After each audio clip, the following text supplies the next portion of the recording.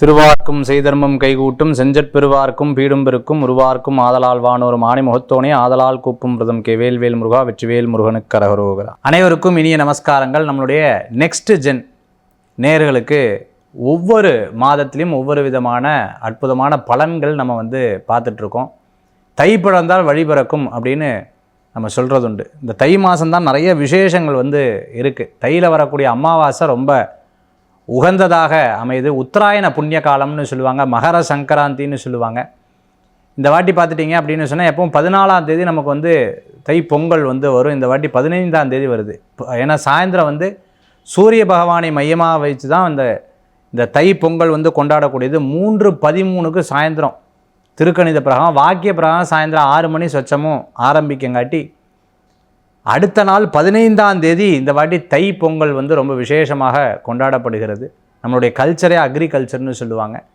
அது மட்டும் இல்லாத இந்த தை பிறந்தால் வழி பிறக்கும். ஒவ்வொரு மனிதன் வாழ்க்கையிலும் ரொம்ப கஷ்டப்படும் போது யாராவது ஒரு நல்ல விஷயங்கள் சொல்ல மாட்டாளா, நல்லது பண்ண மாட்டாளான்னு ஒரு எதிர்பார்ப்பு இருக்கும். அந்த எதிர்பார்ப்புக்கு ஏற்றாற்போல் இந்த வருஷத்தில் உங்களுக்கு தை மாதம் ரொம்ப அற்புதமான ஒரு மாதமாக அமையிறதுங்கிறதுல சந்தேகம் கிடையாது. இந்த மாதத்தில் வரக்கூடிய விசேஷம் தை அமாவாசை. இந்த தை அமாவாசை 18ஆம் தேதி நமக்கு வந்துடுது. தை அமாவாசை ரொம்ப உகந்ததாக இருக்குது. 18ஆம் தேதி நமக்கு தை அமாவாசை நமக்கு இருக்கிறத நம்மளால் பார்க்க முடிகிறது. அடுத்து இந்த தை மாதத்தில் வரக்கூடிய பொங்கல் 15ஆம் தேதி பொங்கல், 16ஆம் தேதி மாட்டு பொங்கல் நமக்கு திருவள்ளுவர் தினம், உழவர் தினம் 17ஆம் தேதி நமக்கு வந்துடுது. அதே மாதிரி 25ஆம் தேதி ரத சப்தமி ரொம்ப விசேஷமானது.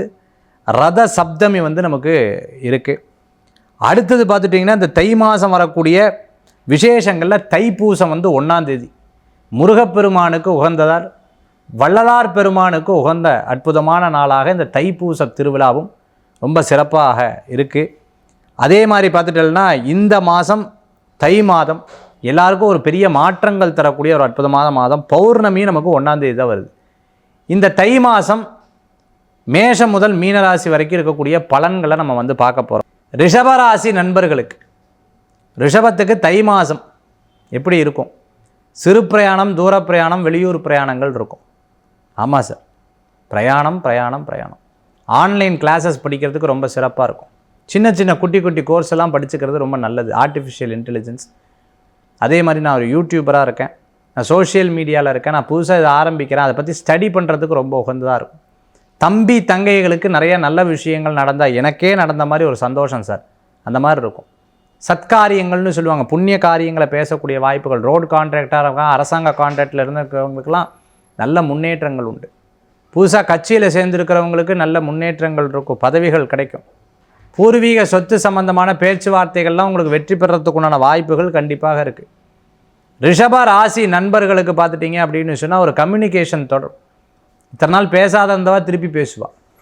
மூத்த சகோதர சகோதரிகள் உதவி செய்வாங்க.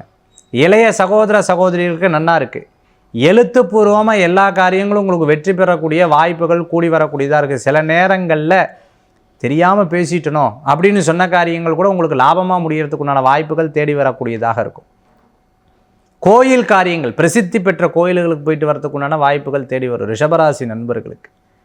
அதே போன்று பார்த்துட்டிங்க அப்படின்னு சொன்னால் ஒரு முடிவெடுக்கிறது, தைரியமாக பண்ணிவிட்டு எப்படிப்பா பயங்கர தைரியமாக ஹேண்டில் பண்ணிட்டீங்களே அப்படின்னு சொல்கிற அளவுக்கு இருக்கும். பாக்யஸ்தானம்னு சொல்லுவா, திடீர்னு நம்ம நினச்சது நடக்கும்.